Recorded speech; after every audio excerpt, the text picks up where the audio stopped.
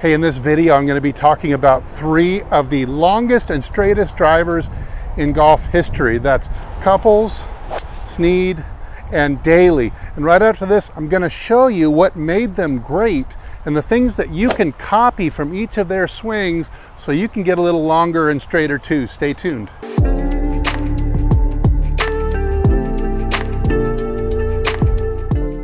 Okay, let's launch right into it. There's very few golfers you ever see look as relaxed and effortless, but yet so powerful as Fred Couples. So the word that comes to my mind with him is supple. So if there was one thing you could copy from Fred Couples' swing, it would be the opposite of what the average golfer out there does, is to be supple. So here's a few tips and drills that can help you kind of copy that Fred Couples look. Number 1, I call this the shake it out. See how I'm shaking out? I'm just letting my wrists flip back and forth almost at the ligaments. I'm not trying to use muscle to do it. But from the shoulder down, shake out the tension just like you might be, drying your hands, air drying your hands if there were no paper towels in the bathroom. You kind of do something like this. That'll kind of shake all the tension out. Secondly, what you can do, I call this the elephant trunk exercise. If you were to just let your arms hang from the shoulder and completely go limp, let them be dead weight. And then what I want you to do is just rock your shoulders back and forth. And you see the arms are moving completely dead weight, just dangling from the ligaments. And they're moving because of the motion I'm doing from my hips rocking my torso. So there you start to get a feel for what Fred Couples was kind of doing. He was allowing the hub of the wheel, so the leg action, the hip action, rotating the trunk back, and almost allowing his arms to be, almost like a carnival ride, where it's just dangling and only rotating back because of the rotation of the wheel itself, but never getting tense. One more exercise you can do to become a little bit more Fred Couples-like and get that suppleness that leads to that effortlessness, which leads to that effortless power in your golf swing. This is, again, something that breaks the average nature of the amateur golfer out there who wants to squeeze and pull and be strong. I've got a sand wedge here in my hand because this is pretty much the heaviest head weight of any clubs in your bag. We're going to try to make this so supple at the grip and just waggle it back and forth very slowly like this, almost like a pendulum rhythm, 1 second each direction. And I want you to get more and more relaxed and supple. And you'll notice that as you do, you're just waggling it back and forth like this, that the head of the club, you want to make it feel heavier and heavier and heavier and heavier until it feels like an anvil that you can barely lift. So you're trying to make yourself weaker and weaker and weaker and more loose and supple until this club feels like a bowling ball hanging at the end of a rope. We're going to do that. We're going to really start to get in touch with the head of the club moving around the arc, around the outside. Get in touch with tempo, get in touch with sequence. If you don't have that, you're not going to have any of these things. You don't have supple, and this can't feel the head at the end of that club. It's going to be really hard to get a lot of distance. Now let's move on to Snead. Snead was a big guy, but is also extremely flexible, just like Fred Couples. But I'm going to move off the supple piece for now, and I'm going to move to another idea that Snead promoted, and that was active hands. When you throw a baseball, it's a snap at the end that gives it the extra speed. The same way of hitting a golf ball, it's the snap at the bottom of the downswing that gives you that extra clubhead speed, which gives you distance. Now, you weren't getting your snap through the ball at all today. You were using the big shoulders, and, well, you were just using everything that you shouldn't be using instead of the right thing. May I give you a little demonstration here? You stand right here. All right. Now, saying cocking the wrist here, then it's a snap at the base of the downswing, or at the bottom of the downswing. Active hands means that you're not going to pull the club through. You're not going to squeeze it and try to muscle it through. And this is what a lot of short hitters do. But instead, you're going to snap it through with very active and, of course, supple wrists. I think a great exercise to start to feel that is just using an alignment stick and getting it to make a swoosh sound. Eventually, you'll be good that you'll be able to make your own driver make a swoosh sound. But if you're really short hitting, this is a good place to start because it's so much easier to make it make that sound. The basic motion we're after would be this exercise here. Notice I've got the club cocked to here, 90 degrees.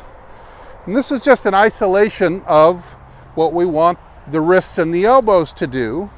We'd be going from here to here. So we have 180 degrees of freedom around a centered handle. So I'm not pulling this, I'm not relocating this end of the stick, I'm just simply keeping it center and pivoting the head 180 degrees around it. Notice how the right elbow slightly folds or bends to support the left arm, which will be straight and maintaining the radius. Once you get to here, now your right arm takes over and it's straight while the left arm starts to fold at the elbow. That's a great drill to do every day to remember what the hands and the wrists and the elbows are supposed to do in a good, powerful golf swing.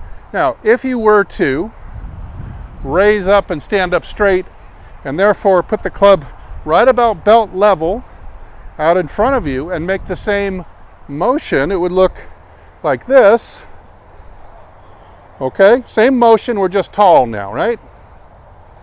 Now, if we start to use our suppleness, do that shakeout, the couples, I don't really care where this goes type of attitude, be very free and very quick with your active hands, you can start making this thing swoosh. You can make it swoosh more if now you start to add a little bit of turn and turn to it. You can start to see how you can really start to build that sound, that swoosh sound, making it louder and louder is what you're looking for. It could absolutely be helpful if you had a radar to measure these swings, but certainly a great drill progression. You go from the couples elephant trunk swing with the hands so loose and relaxed that it starts, the stick even starts to feel heavy, and then supple, quick, active, snap. You're going to start producing a ton more club head speed when you can practice getting that burst of energy to make that club really whistle loud. Now, when it comes to John Daly, obviously the length of his swing, both at the top of the swing, but also in the follow through. And if you remember what young John Daly was doing, he was probably swinging the club close to 130 miles per hour back in 1991 when he won the PGA Championship, and he was flying the ball a little over 300 yards off the tee with that equipment back then. It was quite a feat. He was lapping the field because of that in total driving distance. Now, I know there's a lot of other YouTube teachers that want you to settle for a 3/4 swing as you get older, but this is not what the greats of the game did who were successful in competing in major championships over the age of 50. So if you take Phil Mickelson, for example, if you were to take Sam Snead again, if you were to take Tom Watson nearly winning the British Open at, what was he, 59, 60 years old, they did not settle for the 3/4 swing. They kept their swing super long. Now Daly's in great shape for the rest of his life. He has so much experience taking the club back long that he's always going to have power. Now you need to reverse the trend. Your swing as you get older tends to get shorter, as your body tends to get stiffer and stiffer and fatter, of course, for a lot of us. But we need to reverse the trend. So I'm using the Orange Whip trainer here, and you can pick one of these up on my website. This is fantastic tool, the best I've found for lengthening your swing and getting you on a nice even tempo to make you hit the ball more consistently. But for now, we're going to use it for our John Daly drill. And I'm just intentionally going to swing the club as far as I can past parallel, feeling like I'm making a John Daly swing. It's easy to do because we've got the flexi shaft, and we've got the heavy orange ball. So here comes my John Daly swing. Now, it doesn't have to be a hard swing, but what I'm trying to do is I'm going to take it back so far past parallel that I can see that thing, the orange ball, out of my left eye. And then when I follow through, I want to follow through wrapping it all around my back and even pointing it past the camera and more up the fairway. So let's do one more of those. You'll see what I mean. I'm going to see this out of my left eye and then see it out of my right eye as it starts to point more up the fairway.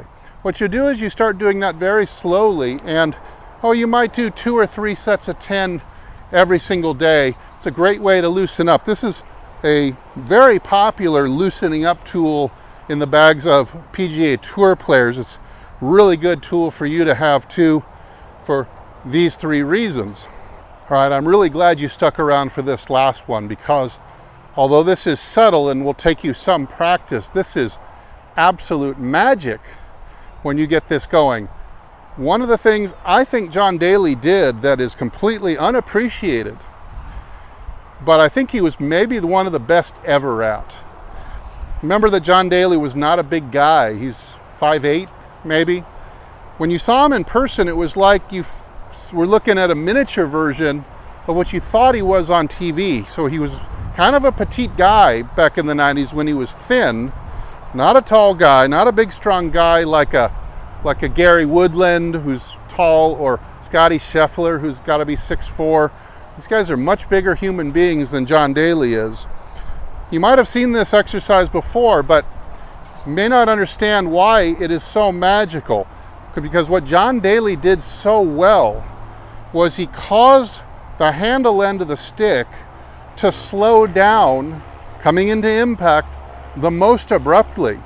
So if you were really good at slowing the handle down, you might be able to slow it down from its max speed, which just about every good golfer occurs right about here.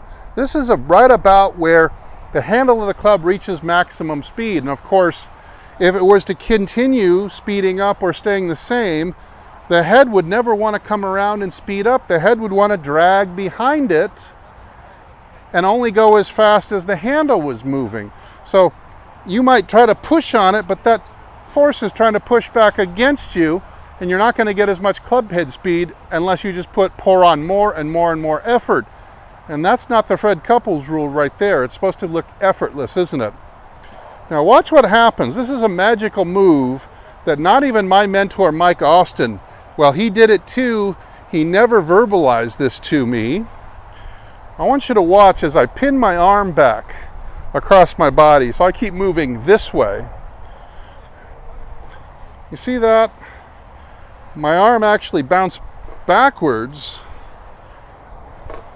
off the pole. And what that does is, remember, I'm isolating here. I'm only swinging arm and wrist. But you see that making the handle actually back up. This is exactly what you see in young Daly in pictures of him at impact. His arm was easily the most pinned back across his chest to make him look like he was hitting off his right hip and his right thigh, with his arm almost across his sternum, lined up with the right side of his chest. And that's because he was doing this. He was not trying to pull, he was doing the opposite. He's using leverage instead of effort. That's what all the greats do who look effortless. They're using leverage. So if I can slow this thing down, and actually in this case without any rotation, I'm actually making the handle go negative. You see that? I'm making it back up.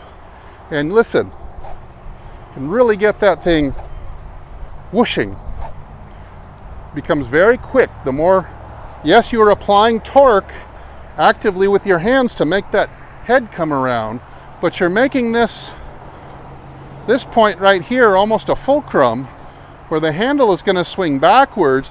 Therefore, leveraging or propelling the head through to speed it up. So this is when I watch daily swing, this is what I get out of it. Of course, when you have the two items together, you have the super big range of motion, plus you have this beautiful wrap around the pole motion. So quick, with so much leverage. You can really get a high club head speed by doing those two things together. So to recap, we're looking for the suppleness of Fred Couples. Relax from the shoulders down all the way through the swing. We're looking for the active hand action of Sneed, 180 degrees of freedom. Then we're looking for the length and the release of John Daly. And we can put all those things together. We can hit some nice long and straight drives. Here's my best version of all the things we've just been talking about.